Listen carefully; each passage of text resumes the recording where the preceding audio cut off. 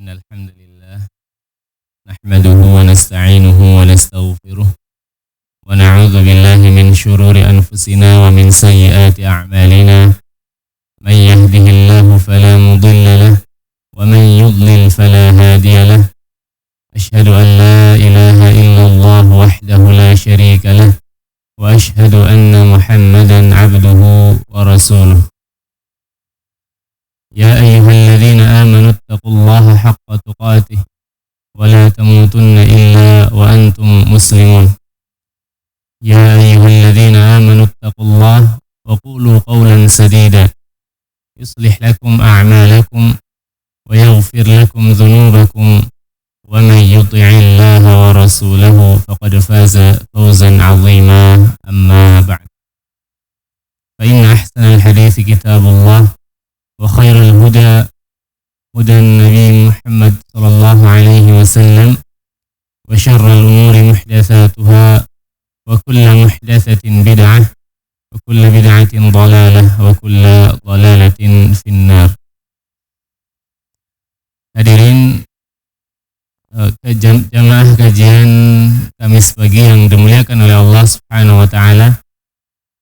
Pertama-tama tentunya kita bersyukur kepada Allah Subhanahu wa taala yang telah memberikan kita nikmat yang begitu banyak sehingga pada saat ini kita bisa berkumpul ya, untuk sama-sama menuntut ilmu, yang dengan menuntut ilmu ini kita akan dimudahkan dengan izin Allah Subhanahu wa taala jalan kita menuju surga.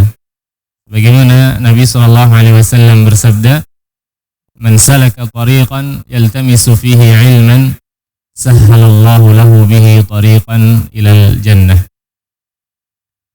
Dan tentunya kita juga bersyukur kepada Allah Subhanahu wa taala atas nikmatnya yang begitu banyak.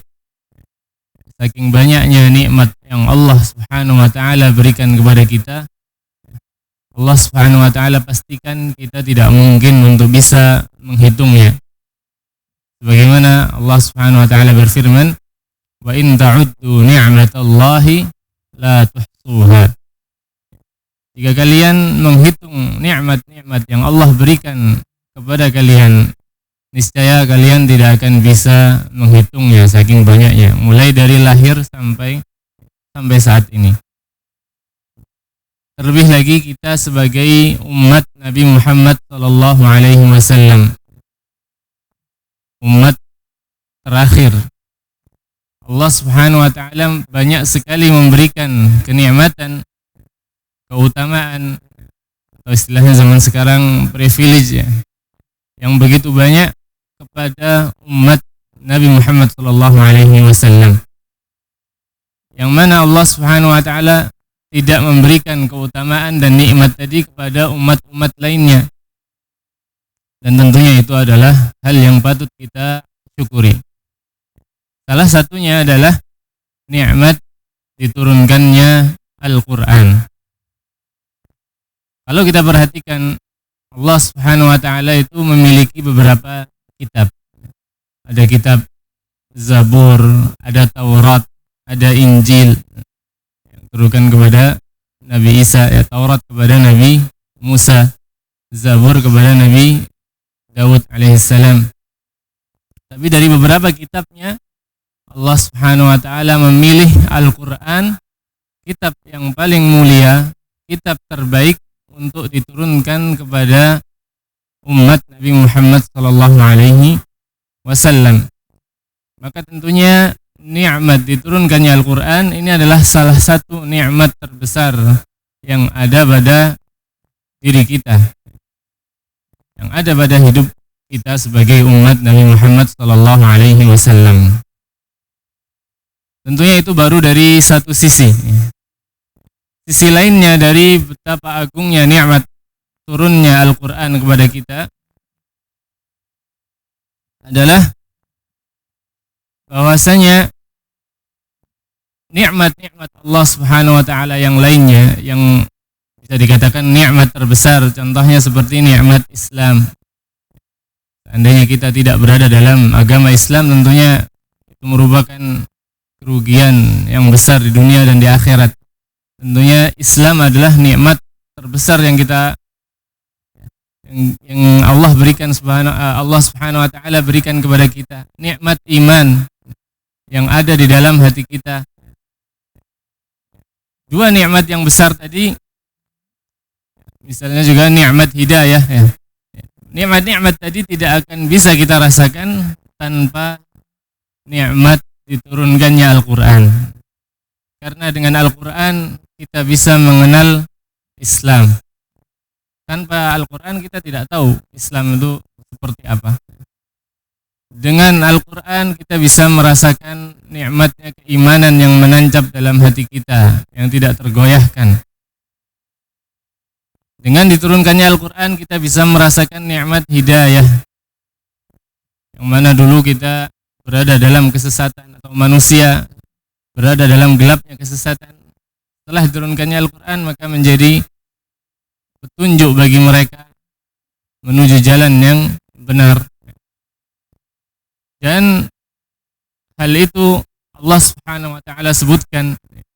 Allah Subhanahu wa taala dalam beberapa ayatnya menyebutkan, mengingatkan kepada kita nikmat diturunkannya Al-Qur'an, sekaligus menjelaskan apa tujuan diturunkannya Al-Qur'an kepada kita sebagai manusia. Yang pertama adalah firman Allah Subhanahu wa taala dalam surat Al-Maidah ayat 15 dan 16. Allah Subhanahu wa taala berfirman, "Qad ja'akum minallahi nurun wa kitabun mubin." Sungguh telah datang kepada kalian wahai manusia dari sisi Allah Subhanahu wa taala nurun, ya, cahaya yang terang benderang, wa kitabun mubin, dan kitab yang sangat jelas, yaitu Al-Qur'an. Yahdi bihillah man ittaba'a ridwanahu subulas salam. Yang mana dengan diturunkannya Al-Qur'an ini menjadi petunjuk bagi yang mengikuti keridhaan Allah Subhanahu wa taala menuju jalan keselamatan. Jadi Al-Qur'an membimbing, memberikan petunjuk menuju jalan keselamatan, agar kita selamat di dunia maupun di akhirat, maka kita ikuti Al-Qur'an. Wa yukhrijuhum minadh-dhulumati ilan nuri biiznihi wa yahdihim ila siratim mustaqim. Dan juga Al-Qur'an mengeluarkan seseorang dari gelapnya kesesatan menuju cahaya kebenaran dengan izin Allah Subhanahu wa taala, dan juga memberikan petunjuk kepada manusia menuju jalan yang lurus. Jadi ini Allah Subhanahu wa taala mengingatkan kepada kita betapa agungnya nikmat diturunkannya Al-Qur'an, yang mana dengan diturunkannya Al-Qur'an seseorang akan mendapatkan petunjuk apabila ia mengikuti apa yang ada di dalam Al-Qur'an. Ayat yang lainnya Allah Subhanahu wa taala berfirman dalam surat Al-Kahfi ayat 1 sampai 2 ya. Atau ayat 1 dan 2, Allah Subhanahu wa taala berfirman, Alhamdulillahilladzi anzala ala 'abdihil kitaba wa lam yaj'al lahu 'iwaja. Segala puji bagi Allah Subhanahu wa taala. Alhamdulillah ini lafaz yang diucapkan sebagai bentuk rasa syukur. Ketika Allah Subhanahu wa taala menyebutkan hal ini, lafaz ini berarti menunjukkan apa yang disebutkan setelahnya adalah suatu nikmat yang agung. Terlebih lagi yang menyebutkan ini adalah Allah Subhanahu wa taala sendiri. Allah Subhanahu wa taala memuji dirinya atas diturunkannya Al-Qur'an. Alhamdulillah alladzi anzala ala 'abdihil kitab, yang telah menurunkan kepada hambanya yaitu Nabi Muhammad sallallahu alaihi wasallam al-kitab, yaitu Al-Qur'an. Walam yaj'al lahu 'iwaja, dan Allah Subhanahu wa taala tidak menjadikan apa yang ada di dalam Al-Qur'an itu menyeleweng ya, bengkok ya, dari ajaran yang benar, menyimpang dari ajaran yang benar. Qayyima, akan tetapi kandungan isi Al-Qur'an itu semuanya ajaran yang lurus, ajaran yang benar. liyunzira ba'san syadida. Untuk apa diturunkan Al-Qur'an? Untuk memberikan peringatan kepada manusia bahwa di sana ada azab yang sangat pedih. Di dalam Al-Qur'an banyak sekali Allah Subhanahu wa taala menjelaskan azab-azab yang pedih. Tujuannya apa? Untuk memberikan peringatan kepada kita untuk tidak melakukan kemaksiatan, untuk terus melakukan ketaatan. Min ladunhu, azab dari sisi Allah Subhanahu wa taala, wa yubashshiral mu'minina alladzina ya'maluna as-shalihat anna lahum ajran hasanah. Dan juga tujuan diturunkannya Al-Qur'an adalah untuk memberikan kabar gembira, janji yang baik, balasan yang baik bagi orang-orang yang beriman, bahwa orang-orang yang beriman dan melakukan amal saleh, alladzina ya'maluna as-shalihat anna lahum ajran hasana, bahwasanya nantinya mereka akan mendapatkan balasan yang baik dari sisi Allah Subhanahu wa taala. Jadi dengan membaca Al-Qur'an dan mengetahui maknanya, kita akan bisa memberikan peringatan pada diri sendiri, juga bisa memberikan motivasi kepada diri sendiri untuk terus melakukan ketaatan kepada Allah Subhanahu wa taala. Ayat yang ketiga, Allah Subhanahu wa taala berfirman dalam surat Yunus ayat 57 sampai 58. Di sini Allah mengingatkan juga tentang betapa agungnya nikmat diturunkannya Al-Qur'an dan apa tujuan diturunkannya Al-Qur'an. Allah berfirman, "Ya ayyuhan nas, qad ja'atkum mau'izah." Wahai sekalian manusia, telah datang dari sisi Rabb kalian, dari Allah Subhanahu wa taala, mau'izah. Mau'izah adalah nasihat. Akan tapi bukan nasihat biasa. Perbedaan antara nasihat dan mau'izah, kalau nasihat hanya memberikan anjuran, ya, memberikan saran. Tapi kalau mau'izah disertai dengan ancaman dan juga imbalan. Nasihat yang disertai dengan ancaman kalau tidak melakukan, dan imbalan apabila dilakukan, itu namanya mau'izah.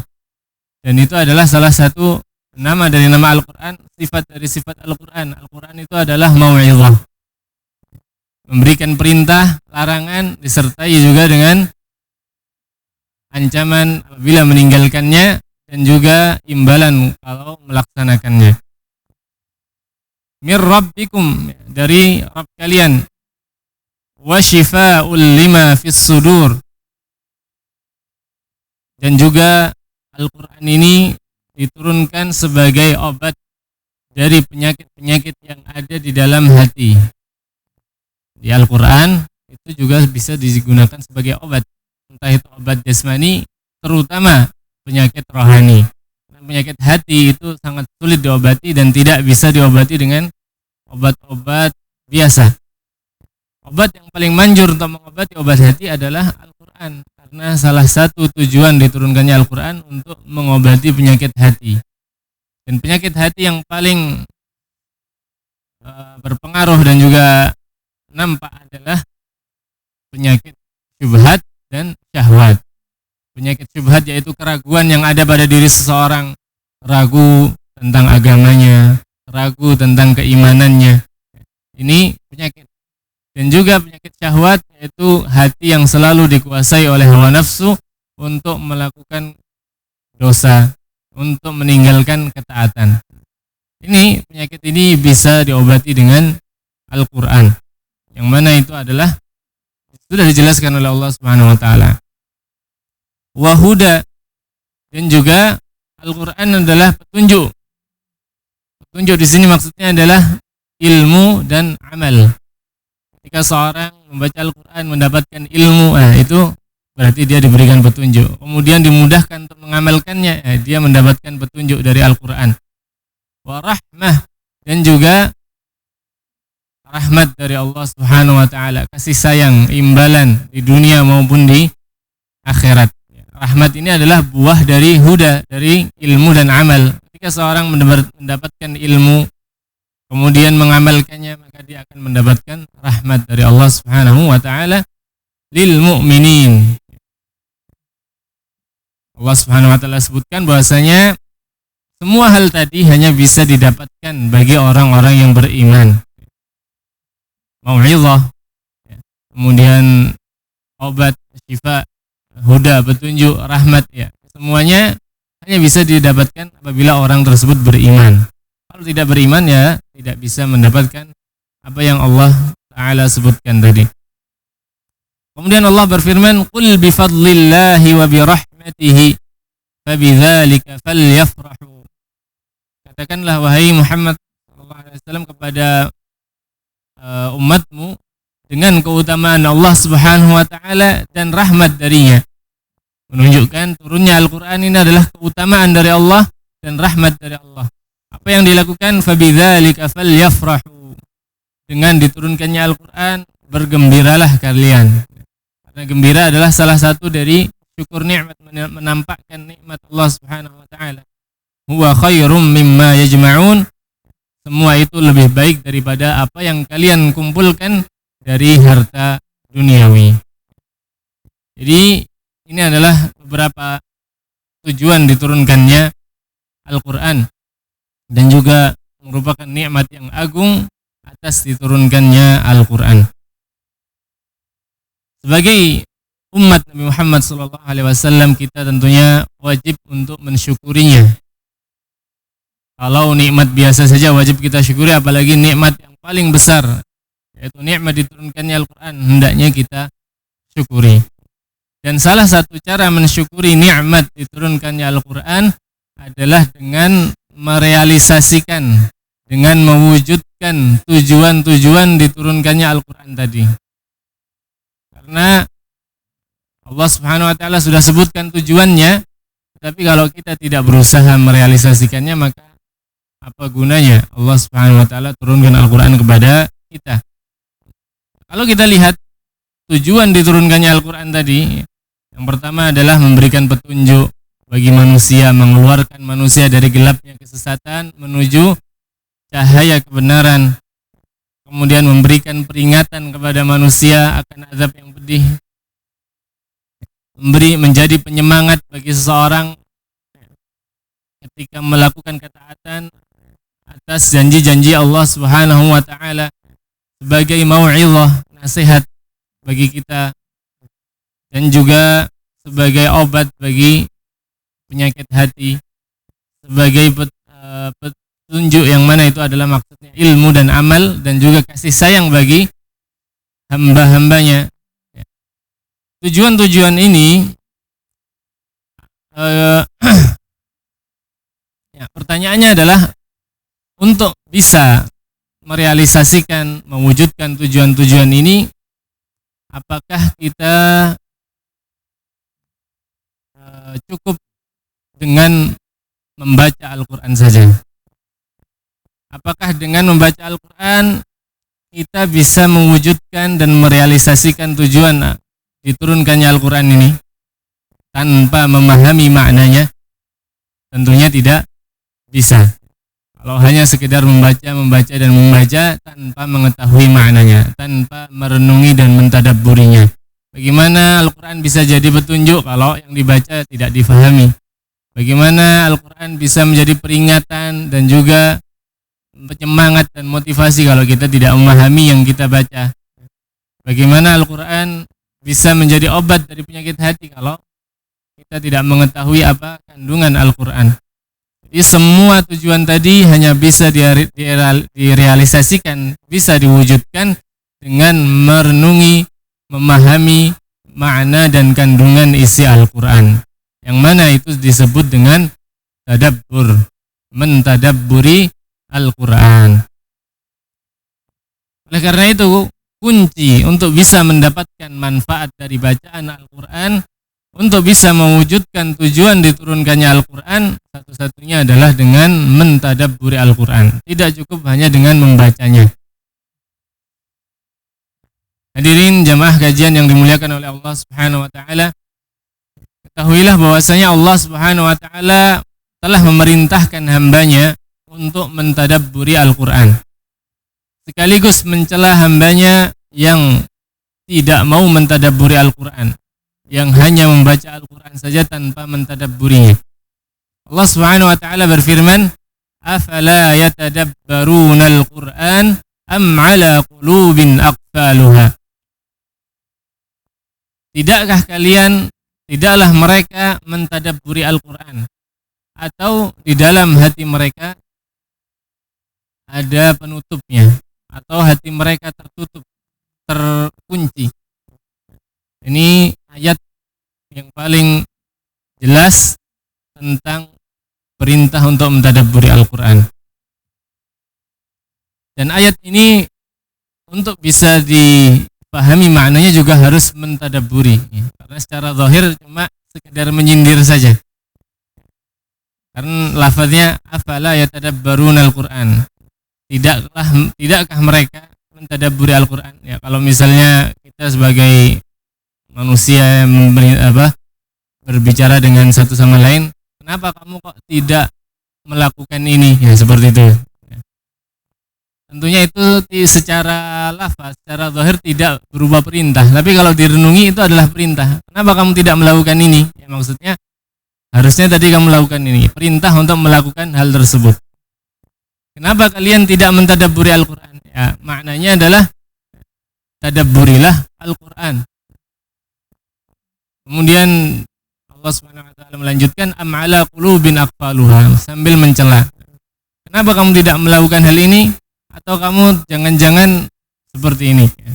Atau kenapa kalian tidak mentadabburi Al-Quran? Atau jangan-jangan hatimu sudah tertutup, hatimu sudah terkunci, sehingga tidak bisa memahami makna Al-Quran. Ini menunjukkan bahwasanya untuk bisa mentadabburi Al-Quran itu harus dengan hati, tidak cukup dengan mulut dan mata. Karena membaca Al-Quran cukup dengan mulut dan mata, tapi untuk mentadabburinya butuh indera yang lainnya, yaitu hati. Dan apabila seseorang tidak ada keinginan, tidak ada kemauan untuk mentadabburi Al-Quran, jangan-jangan itu karena hatinya telah ditutupi, kata Allah Subhanahu wa taala, sehingga tidak bisa menggunakannya untuk mentadabburi Al-Quran. Dan penutup yang Allah Subhanahu wa taala sebutkan menghalangi seseorang dari mentadabburi Al-Quran itu adalah kelalaian hati, seringnya hati lalai dari mengingat Allah, seringnya hati lalai dari mengingat akhirat karena disibukkan oleh perkara-perkara duniawi. Kemudian juga disebabkan karena rusaknya hati, disebabkan rusaknya hati yang terkena penyakit syubhat atau keraguan tadi, ataupun penyakit syahwat. Hati sering dikuasai oleh hawa nafsu. Dan oleh karena itu langkah pertama kita untuk bisa mentadabburi Al-Quran tentunya harus mengangkat penutup ini, menghilangkan penutup ini.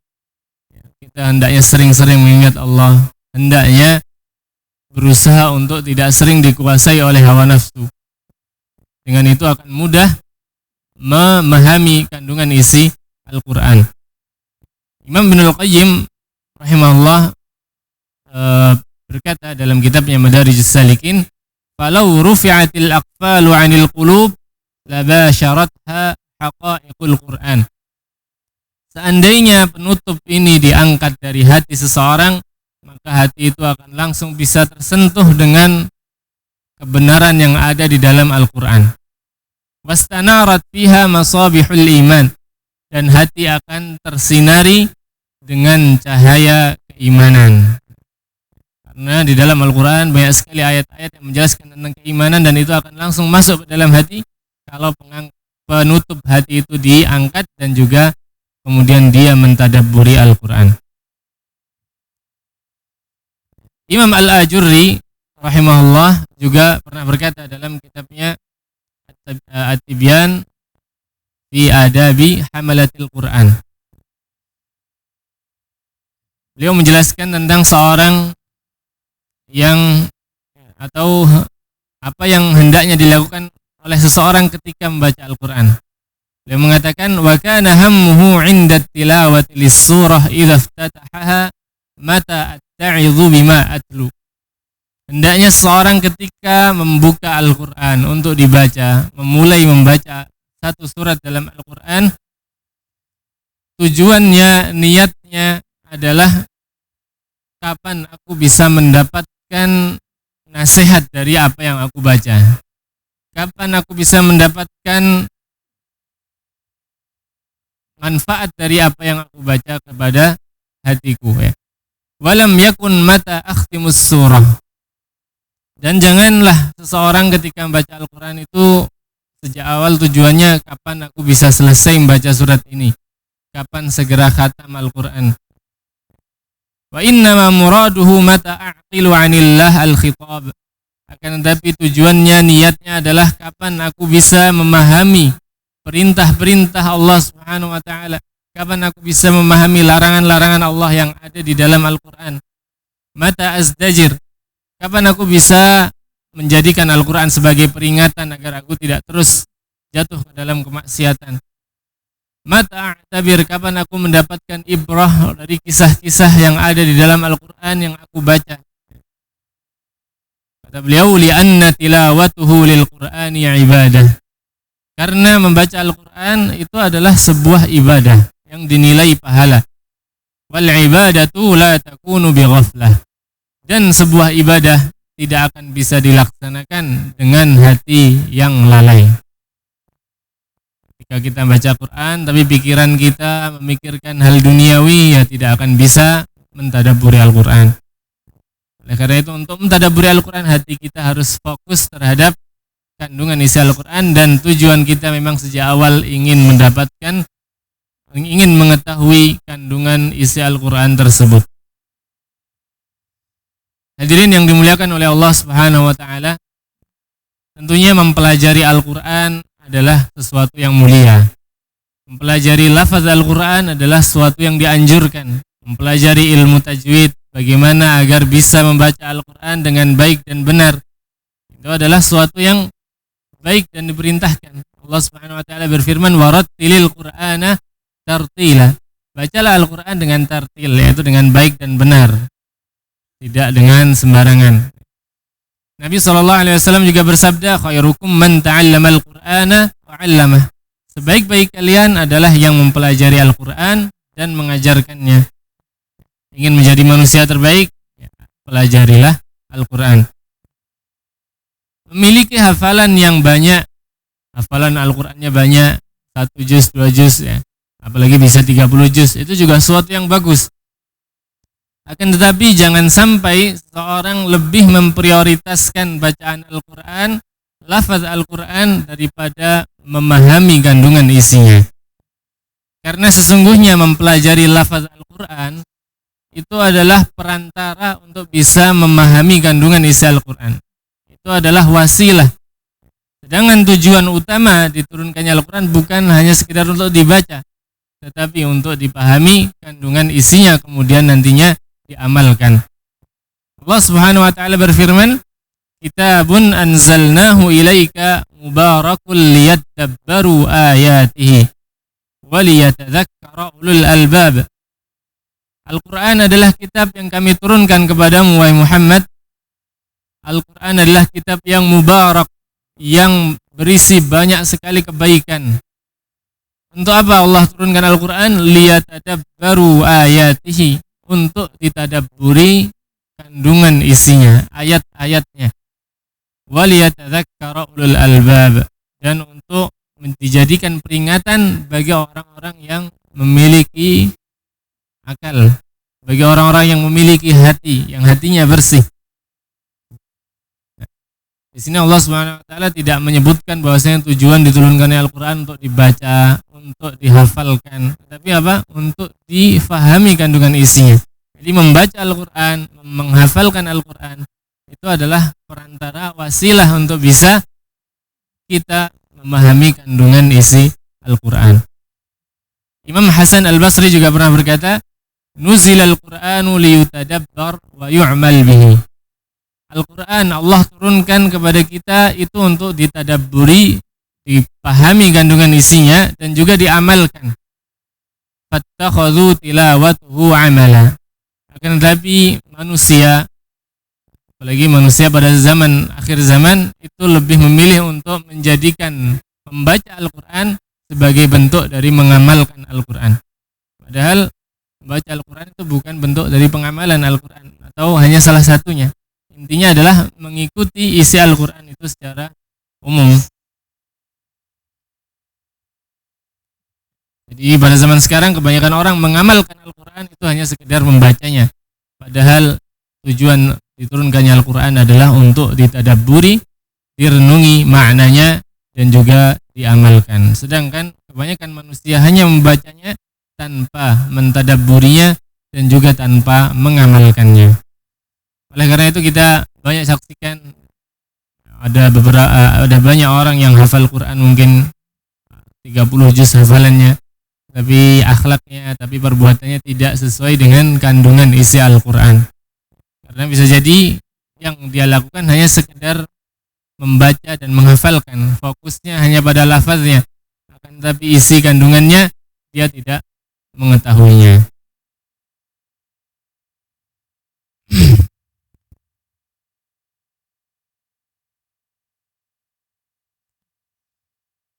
Kemudian juga Nabi SAW, sahabat Jabir bin Abdullah pernah bercerita.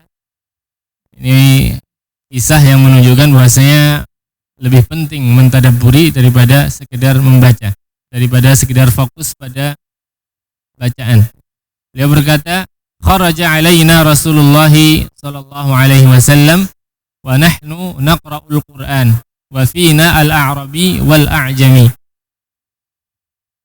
Nabi sallallahu alaihi wasallam keluar mendatangi kita. Sedangkan pada saat itu kita, yaitu para sahabat, sedang duduk-duduk bersama membaca Al-Quran. Dan para sahabat pada saat itu tidak hanya orang Arab saja, tetapi juga ada orang selain Arab. Tentunya apakah sama bacaan orang Arab dan juga bacaan orang selain Arab dalam Al-Quran? Tentunya berbeda. Orang yang Arab bacaannya fasih, sedangkan orang yang bukan orang Arab ya bacaannya tidak terlalu fasih. Kemudian ketika Nabi SAW mendengarkan bacaan mereka, ada yang fasih, ada yang kurang fasih, Nabi SAW mengatakan apa? Iqra'u fakullun hasanun. Bacalah Al-Quran, karena semua bacaan kalian itu bagus. Jadi Nabi SAW tidak mempermasalahkan bacaan yang kurang bagus. Beliau tetap mengatakan selama dia membaca Al-Quran, walaupun bacaannya kurang bagus, itu tetap bagus. Yang tidak bagus apa? Wasayaji'u aqwamun yuqimunahu kama yuqimul qidha. Nanti akan datang suatu kaum yang membaca Al-Quran sebagaimana anak panah melesat. Artinya bacaan Qurannya itu lancar sekali, tidak pernah salah, tidak ada salahnya. Yaqra'una yuqimuna hurufahu kama yuqamus sahm. Dalam riwayat lain beliau mengatakan mereka membaca Al-Quran, membaca huruf-huruf Al-Quran ya, sebagaimana anak panah melesat dari panah ya, sangat cepat, tidak ada halangannya. Akan tetapi la yujawizu taraqihim. Akan tetapi bacaan yang bagus dari mereka itu tidak sampai melewati tenggorokan mereka. Karena bacaan yang pernah belajar tajwid mungkin mengetahui bahasanya huruf-huruf hijaiyah itu mulai dari bibir sampai tenggorokan. Yang paling bawah, paling terakhir adalah huruf hamzah dan ha, itu paling bawah ya, pangkal tenggorokan. Artinya bacaan Al-Quran mereka itu hanya di mulut dan tenggorokan, tidak masuk ke dalam hati mereka. Artinya mereka tidak merenunginya, tidak mentadabburinya. Nah, di sini Nabi SAW menjelaskan bahwasanya bagaimanapun bacaan Al-Quran seseorang, selama dia sudah berusaha untuk mempelajari Al-Quran, itu tetap bagus. Yang tidak bagus apa? Yang tidak bagus kalau dia membaca Al-Quran tetapi tidak dimasukkan ke dalam hatinya, tidak direnungi maknanya. Yata'ajjalunahu wa la yata'ajjalunahu. Karena fokusnya hanya pada bacaannya, akhirnya yang ditimbulkan apa? Mereka lebih mendahulukan balasannya di dunia dari bacaan Al-Qur'annya ya, Dia membaca Al-Quran tujuannya biar dapat pujian, biar dikasih uang dan sebagainya. Wala yata'ajjalunahu, dan mereka tidak mau menunda balasan dari bacaan Al-Qur'annya itu nanti di akhirat. Karena ini disebabkan karena dia hanya fokus pada bacaannya saja, tidak merenungi kandungan isinya. Akhirnya apa yang terjadi? Dia lebih memilih untuk menyegerakan balasan dari bacaannya di dunia, entah itu berupa pujian, entah itu berupa sanjungan ataupun berupa dunia, dan mereka tidak menginginkan balasan itu di akhirat nantinya. Nah, begitu juga para sahabat radhiyallahu anhum. Kalau kita meneliti keadaan mereka, metode mereka dalam mempelajari Al-Quran, maka kita bisa mengetahui bahwasanya mereka lebih mendahulukan kandungan isinya dan juga mengamalkannya daripada sekedar menghafalnya. Karena tidak semua sahabat itu hafal 30 juz. Hanya hafal beberapa surat dari Al-Quran, tapi mereka sangat mengetahui kandungan isinya dan juga sudah mengamalkannya. Bagaimana para sahabat yang terkenal, mereka dikenal sebagai sahabat yang ahli dalam Al-Quran dan mempelajari Al-Quran langsung dari Nabi SAW, seperti sahabat Utsman bin Affan, sahabat Ibnu Mas'ud, sahabat Ubay bin Ka'ab. Mereka mengatakan, kunna ala ahdin Nabi SAW la natajawazul 10 ayatin hatta na'rifu ma fiha minal ilmi wal amali. Ketika kami di zaman Nabi SAW, ketika kami mempelajari Al-Quran dari Nabi SAW, kami tidak melewati 10 ayat, tidak berpindah dari 10 ayat kepada ayat yang lainnya sampai kami memahami kandungan isinya, mengerti ilmu yang ada di dalam ayat tadi, kemudian mengamalkannya. Fata'allamna al-Quran wal amal jami'an. Akhirnya kita bisa mempelajari Al-Quran, menghafalkan Al-Quran bersamaan dengan ilmunya dan juga amalnya. Berbeda dengan yang terjadi di zaman sekarang. Kebanyakan orang hanya menghafalkan lafaznya tapi tidak mengetahui kandungan isinya, apalagi mengamalkannya. Sahabat Ibnu Umar radhiyallahu anhu juga pernah bercerita, kunna sadru hadhil ummah wa kana ar-rajulu min khiyari ashabi Rasulillah sallallahu alaihi wasallam ma ma'ahu illa surah minal Qur'an aw ashbaha dzalika. Kami adalah generasi awal dari umat ini. Dan adalah salah satu atau beberapa dari sahabat terbaik Nabi SAW itu mereka tidak hafal Al-Quran kecuali hanya 1 atau 2 surat saja. Tidak hafal 30 juz. Wa kana al-Qur'anu tsaqilan 'alaihim. Kenapa mereka tidak hafal 30 juz? Karena bagi mereka Al-Quran itu berat untuk dihafalkan. Karena menurut mereka mempelajari Al-Quran itu mempelajari isinya dan amalnya. Akhirnya itu dirasa berat bagi mereka. Wa ruziqul amala bihi, akan tetapi walaupun hafalan mereka sedikit, mereka dikaruniai oleh Allah untuk bisa mengamalkannya. Wa inna akhira hadhil ummah yukhaffafu alaihimul Qur'an. Akan tetapi akhir dari umat ini, ya, kita misalnya pada zaman sekarang, kata sahabat Ibnu Umar, akan dimudahkan bagi mereka Al-Quran, mudah untuk dihafalkan, mudah untuk dipelajari, hatta yaqra'uhu as-sabi wal a'jami, sampai-sampai anak kecil bisa baca Al-Quran, anak kecil bisa menghafal Al-Quran. Begitu juga orang selain orang Arab, kita sebagai orang Indonesia, banyak juga yang bisa membaca Al-Quran dan menghafal Al-Quran. Fala ya'maluna bihi, akan tetapi mereka tidak mengamalkannya. Karena fokusnya adalah pada lafaznya, bukan pada maknanya. Hadirin yang dimuliakan oleh Allah Subhanahu wa taala, apabila seseorang menjadikan tadabbur atau mengetahui kandungan isi Al-Quran ini adalah sebagai tujuan utamanya dalam membaca Al-Quran, maka dia akan mendapatkan manfaat yang sangat besar daripada hanya sekedar membacanya saja. Bagaimana yang disebutkan oleh Al-Imam Al-Ajurri, beliau mengatakan, "Wa man tadabbara kalamahu 'arafa ar-Rabb 'azza wa jalla."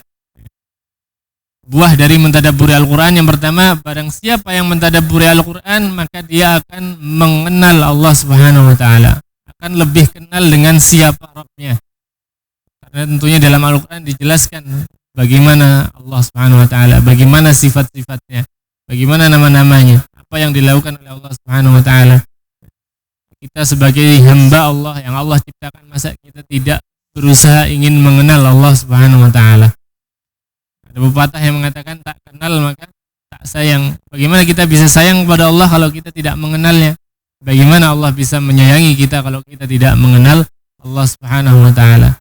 Maka salah satu cara agar kita semakin kenal dengan Allah, semakin dekat dengan Allah adalah dengan mentadabburi Al-Qur'an. Wa 'arafa 'azima sultanihi wa qudratihi. Jadi, yang pertama tadi mengenal Allah akan melahirkan apa? Rasa cinta kepada Allah. Kemudian yang kedua, dari buah mentadabburi Al-Qur'an, seorang akan mengetahui betapa agungnya kekuasaan dan kemahabesaran Allah Subhanahu wa taala. Bahasanya Allah itu bukan zat yang lemah, bahasanya Allah itu maha kuat, maha berkuasa atas segala sesuatu. Kalau kita bisa meyakini bahwasanya Allah Subhanahu wa taala maha berkuasa atas segala sesuatu, maka kita akan tidak ragu lagi untuk menyandarkan segala sesuatu kepada Allah. Akan membuahkan rasa takut kepada Allah, tawakal kepada Allah Subhanahu wa taala. Kita juga tidak akan berani main-main dengan perintah dan larangan Allah Subhanahu wa taala. Wa 'arafa 'azima tafaddulihi 'alal mu'minin. Barang siapa yang mentadabburi Al-Qur'an, dia juga akan mengetahui betapa agungnya keutamaan nikmat-nikmat yang Allah berikan kepada kita sebagai seorang hamba. Karena di dalam Al-Qur'an banyak sekali Allah Subhanahu wa taala menyinggung nikmat-nikmatnya agar kita selalu ingat. Yang mana ini akan menghasilkan sifat ar-raja, ya, rasa harap kepada Allah Subhanahu wa taala. Berharap untuk mendapatkan imbalan darinya, nikmat darinya. Wa 'arafa ma 'alaihi min fardhi ibadatihi. Apabila seorang mentadabburi Al-Qur'an, dia akan juga mengetahui apa sih yang harus dilakukan sebagai seorang hamba. Untuk apa kita diciptakan? Apa yang harus kita lakukan? Apa perintah-perintah Allah yang harus kita lakukan? Apa larangan-larangan Allah yang harus kita jauhi? Semua itu ada di dalam Al-Qur'an. Maka apabila seorang mengetahui ini, fa'alzama nafsahul wajibah, maka dia akan berusaha untuk melakukan ketaatan kewajiban yang Allah perintahkan kepadanya. Fahadzara mimma hadzarahu maulahul karim. Ini juga buah dari mentadabburi Al-Qur'an, dia akan menjauhi apa yang dilarang oleh Allah Subhanahu wa taala. Karena dia tahu ancamannya apa, hukumannya apa konsekuensinya. Wa raghiba fima raghabahu fihi, dan dia akan termotivasi untuk melakukan apa yang Allah Subhanahu wa taala perintahkan dan Allah janjikan imbalan bagi orang yang melakukannya. Ini juga buah dari mentadabburi Al-Qur'an. Menjauhi larangannya dan semangat dalam melaksanakan perintah-perintahnya. Kata beliau, wa man kanat hadhihi sifatuhu, kalau seorang bisa melakukan atau sifat-sifat ini ada pada diri seorang, dia kenal kepada Allah, akhirnya sayang kepada Allah. Dia tahu kekuasaan dan kemahabesaran Allah, akhirnya takut kepadanya. Dia tahu nikmat-nikmat Allah, akhirnya dia mengharap balasan dari Allah. Dia tahu apa kewajiban yang harus dilaksanakan, menjauhi larangan dan melaksanakan perintahnya. Kalau seorang memiliki sifat ini ketika membaca Al-Quran dan ketika mendengarkan Al-Quran dari orang lain, kana al-Qur'anu lahu shifaan, maka Al-Quran akan menjadi obat bagi dirinya, obat bagi penyakit hatinya maupun penyakit jasmaninya. Fastaghna bila malin, maka dia akan merasa kaya, merasa cukup walaupun tanpa memiliki harta. Orientasi kekayaannya hanya pada Al-Quran, bukan pada harta duniawi. Wa azza bila ashiratin, dan dia akan merasa dan dia akan dihormati oleh manusia walaupun bukan dari kalangan bangsawan. Bagaimana kata para ulama, kata sahabat Umar bin Khattab radhiyallahu an, man khafallah akhafallahu kulla syai. Barang siapa yang takut kepada Allah, maka Allah menjadikan semua orang itu merasa takut kepadanya, hormat kepadanya, merasa orang tersebut berwibawa. Waman lam yakhafillah khafahu kullu syai, kulla syai. Barang siapa yang tidak takut kepada Allah, maka dia akan takut kepada segala sesuatu. Jadi apabila dia mentadabburi Al-Quran dan melahirkan rasa takut kepada Allah, maka dia akan menjadi seorang yang ditakuti, dihormati. Wa anisa bima yastawhisha minhu ghairuhu, dan dia akan merasa bahagia ketika ditimpa sesuatu yang apabila menimpa orang lain itu orang lain merasa sedih. Musibah misalnya, orang lain ditimpa musibah merasa stres, merasa sedih, merasa terpuruk. Tapi orang yang sering mentadabburi Al-Quran, dia merasa rela, merasa ridha, merasa bahagia, tidak sedih, karena tahu itu adalah dari Allah Subhanahu wa taala, dan apa yang Allah takdirkan kepadanya pasti itulah yang terbaik bagi dirinya. Nah, hadirin yang dimuliakan oleh Allah Subhanahu wa taala, itu adalah beberapa hal yang menyebutkan tentang pentingnya mentadabburi Al-Quran dan apa yang kita dapatkan kalau kita mentadabburi Al-Quran. Adapun kita sebagai orang Indonesia, bagi orang yang bukan berbahasa Arab, apakah kita bisa mentadabburi Al-Quran? Jawabannya adalah bisa, atau bahkan sangat bisa. Karena untuk mentadabburi Al-Quran tidak harus bisa berbahasa Arab. Pada zaman sekarang sudah banyak sekali Al-Quran terjemahan, tafsir yang diterjemahkan bahasa Indonesia. Maka untuk mentadabburi Al-Quran kita cukup mengetahui maknanya, apa sih makna dari ayat ini, kemudian kita merenunginya dengan hati kita. Karena langkah pentingnya adalah kita merenungi, memahami dulu baru direnungi dengan hati. Jadi tidak ada alasan untuk kita tidak mentadabburi Al-Quran walaupun Al-Quran itu menggunakan bahasa Arab. Terutama kalau kita ada waktu senggang, kita sisihkan waktu untuk sekedar mentadabburi, khusus untuk mentadabburi, mungkin 10 menit mentadabburi 1-2 ayat, itu insya Allah akan sangat berpengaruh bagi hidup kita. Dan para ulama juga menyebutkan beberapa cara untuk mentadabburi Al-Quran. Yang pertama tentunya adalah dengan menggunakan hati, karena mentadabburi itu harus dengan hati. Bagaimana Allah sebutkan tadi, afala yatadabbaruna al-Qur'an am ala qulubin aqfaluha. Mengapa kalian tidak mentadabburi Al-Qur'an, atau dalam hati kalian ada penutupnya, menunjukkan untuk mentadabburi Al-Qur'an haruslah dengan hati. Dan juga tentunya kita hendaknya membersihkan hati kita sebelum mentadabburi Al-Qur'an agar bisa mendapatkan petunjuk dari Allah Subhanahu wa taala. Sahabat Ibnu Mas'ud juga pernah berkata, la tansuruhu nasrat daqal. Janganlah kalian menghambur-hamburkan Al-Quran sebagaimana menghambur-hamburkan kurma kering.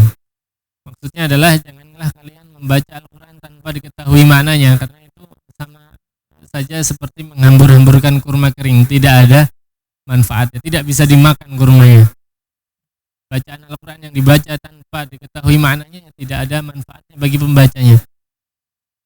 Wala tahudzuhu hadza syi'r, dan jangan terlalu cepat dalam membaca Al-Quran seperti membaca syair, ya. Cepat-cepat, ya. Bacaannya cepat sehingga tidak bisa difahami maknanya. Qifu 'inda ajaibihi, akan tetapi hendaknya kalian berhenti merenungi keajaiban-keajaiban yang ada di dalam Al-Quran, karena Al-Quran itu dipenuhi dengan keajaiban. Wa harriqu bihil qulub, dan gerakkanlah hati kalian untuk bisa merenungi Al-Quran. Jadi ketika baca Al-Quran, hendaknya hati kita tergerak, menghubungkan bacaan dan hati, itu sesuatu yang penting. Wala yakun hammu ahadukum akhirus surah, Jangan sampai keinginan kalian, tujuan kalian hendaknya ingin cepat-cepat selesai akhir surat. Hafalan Al-Quran ingin cepat-cepat selesai akhir surat. Bacaan Al-Quran ingin cepat-cepat khatam satu surat, satu juz, dan sebagainya. Terutama sebentar lagi bulan Ramadan, tentunya kita dianjurkan untuk banyak membaca Al-Quran. Kita gunakan bacaan Al-Quran pada bulan Ramadan kita kali ini untuk bisa mentadabburinya. Jangan tujuannya cepat khatam Al-Quran, karena nanti kurang bermanfaat bagi kita. Kemudian salah satu cara untuk mentadabburi Al-Quran adalah dengan mengamati dan merenungi permisalan-permisalan yang ada di dalam Al-Quran. Karena di dalam Al-Quran itu banyak permisalan. Permisalan itu adalah contoh-contoh begitu. Sebuah contoh yang hendaknya kita renungi, yang kemudian kita terapkan dalam diri kita. Contohnya yang ada di dalam Al-Quran, Allah Subhanahu wa taala berfirman, "Alam tara kaifa daraballahu mathalan kalimatan thayyibatan ka syajaratin thayyibatin asluha thabitun wa far'uha fis sama'." Tidaklah kalian melihat bagaimana Allah Subhanahu wa taala membuat permisalan tentang perkataan yang baik. Perkataan yang baik itu seperti pohon yang baik, pohon yang bagus. Asluha thabitun, akarnya menancap di tanah, wa far'uha fis sama, dan rantingnya, cabangnya, daunnya menjulang ke langit. Tu'ti ukulaha kulla hinin biizni rabbiha. Pohon tadi memberikan buahnya kepada setiap hari atau setiap waktu kepada orang-orang yang menginginkannya dengan izin dari Rabbnya. Ini permisalan kalimat yang baik.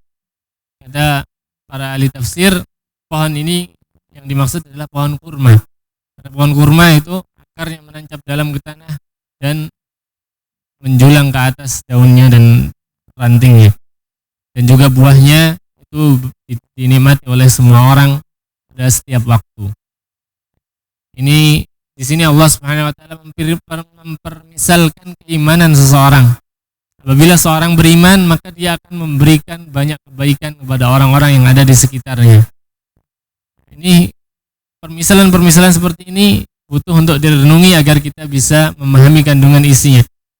Makanya Allah Subhanahu wa taala berfirman setelahnya, "Wa yadribullahu al-amthala lin-nas la'allahum yatadzakkarun." Allah Subhanahu wa taala memberikan permisalan kepada manusia agar mereka merenungkan permisalan tersebut.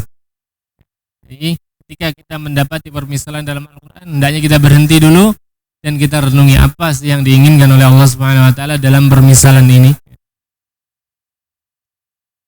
Bahkan diriwayatkan para salaf ketika mereka melewati suatu ayat yang berkaitan dengan permisalan, kemudian mereka tidak memahami apa yang diinginkan oleh Allah Subhanahu wa taala pada ayat tersebut, mereka akan menangis. Mereka akan merasa sedih dan mengatakan lastu minal alimin. Ternyata aku bukan orang yang termasuk orang yang berpikir, orang yang merenungi, orang yang diberikan petunjuk oleh Allah untuk bisa merenungi permisalan di dalam Al-Quran. Kemudian cara lainnya untuk bisa mentadabburi Al-Quran adalah dengan mencocokkan amalan yang kita lakukan, amalan yang sudah kita lakukan dengan apa yang ada di dalam Al-Quran. Apakah sudah sesuai atau belum? Atau istilahnya menjadikan Al-Quran sebagai cermin pada diri kita. Larangan-larangan yang Allah sebutkan sudah kita kerjakan belum? Ya, afwan. Larangan-larangan yang Allah larang di dalam Al-Quran sudah kita tinggalkan atau belum? Perintah-perintah yang Allah sebutkan di dalam Al-Quran apakah sudah kita laksanakan atau belum? Ini mencocokkan antara diri kita dengan apa yang ada di dalam Al-Quran. Imam Hasan Al-Basri mengatakan, "Man ahabba ya'lama ma huwa falyu'rid nafsahu 'ala Al-Quran." Barang siapa yang ingin lebih mengenal tentang dirinya, apakah dia orang baik atau tidak, hendaknya dia mencocokkan dirinya dengan Al-Quran. Apakah sudah sesuai dengan Al-Quran atau belum? Fa in wafaqa kitaballah hamidallah. Kalau dia mencocoki dengan apa yang ada di dalam Al-Quran, hendaknya dia memuji Allah wa sa'alahu ziyadah, dan hendaknya dia meminta tambahan dari Allah untuk bisa lebih sesuai dengan Al-Qur'an. Wa in khalafa kitaballah a'taba nafsahu wa raja'a min qaribin. Akan tetapi kalau yang didapati sebaliknya, yang dia lakukan masih banyak yang menyelisihi Al-Qur'an, maka hendaknya dia mencela dirinya kemudian segera bertaubat kepada Allah Subhanahu wa taala. Di antara bentuk mentadabburi Al-Qur'an adalah juga dengan memunculkan rasa takut ketika mendapati ayat-ayat yang berkaitan dengan ancaman dan hukuman. Tentunya banyak di dalam Al-Qur'an ancaman-ancaman Allah. Ketika kita melewatinya, membacanya dan mengetahui maknanya, hendaknya kita merasa takut. Kita tanamkan rasa takut kepada kita, jangan sampai aku termasuk orang yang diancam oleh Allah ini. Dan juga memunculkan rasa harap ketika membaca ayat-ayat yang berkaitan dengan imbalan dan janji dari Allah Subhanahu wa taala. Membaca ayat tentang surga, kita munculkan rasa harap, berharap agar Allah Subhanahu wa taala memasukkan kita ke dalam surga. Bagaimana diriwayatkan dari sahabat Hudzaifah bin Yaman bahwasanya beliau pernah salat di samping Nabi sallallahu alaihi wasallam. Ketika Nabi sallallahu alaihi wasallam melewati ayat yang menceritakan tentang azab, maka Nabi sallallahu alaihi wasallam berhenti dan memohon perlindungan dari Allah, kepada Allah dari azab tersebut.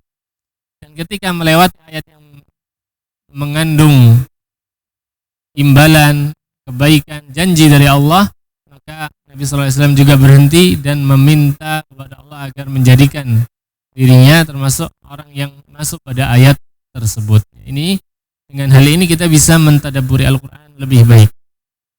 Dan juga apabila kita melaksanakan ini ya, memunculkan rasa takut dan rasa harap ketika baca Al-Qur'an, ini juga menjadikan Al-Qur'an sebagai obat hati kita, terutama obat penyakit syahwat. Kalau hati kita sering dikuasai oleh hawa nafsu, coba renungkan ayat-ayat yang berkaitan dengan azab dan juga berkaitan dengan janji Allah Subhanahu wa taala. Kemudian di antara cara mentadabburi Al-Qur'an yang lainnya adalah dengan mengambil ibrah, hikmah dari kisah-kisah yang ada di dalam Al-Qur'an. Di dalam Al-Qur'an itu banyak sekali kisah-kisah yang menceritakan tentang umat-umat zaman dahulu, tentang nabi-nabi sebelum Nabi Muhammad SAW dan umatnya. Tentunya kisah ini bukan hanya sekedar kisah seperti buku-buku yang lain yang hanya sekedar kisah, tapi ada ibrah di dalamnya yang bermanfaat bagi kita kalau kita renungi. Makanya Allah Subhanahu wa taala berfirman, laqad kana fi qasasihim ibratul liulil albab. Sesungguhnya di dalam kisah-kisah mereka itu ada ibrah yang bisa diambil bagi orang-orang yang memikirkannya, orang-orang yang mentadabburinya. Kemudian di antara cara mentadabburi Al-Qur'an yang lain adalah dengan memikirkan nikmat-nikmat yang Allah sebutkan dalam Al-Qur'an pada diri kita. Suatu ketika Aisyah radhiyallahu anha pernah mendapati Nabi sallallahu alaihi wasallam menangis terseduh-seduh. Maka Aisyah bertanya, "Mengapa engkau menangis wahai Rasulullah, padahal engkau sudah diampuni dosanya dari awal sampai akhir?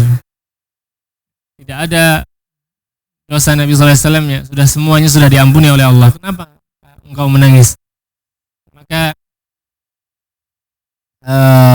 beliau mengatakan, "Celaka engkau, bagaimana aku tidak menangis padahal aku membaca firman Allah, inna fi khalqis samawati wal ardi wa ikhtilafil laili wan nahar la ayatin liulil albab."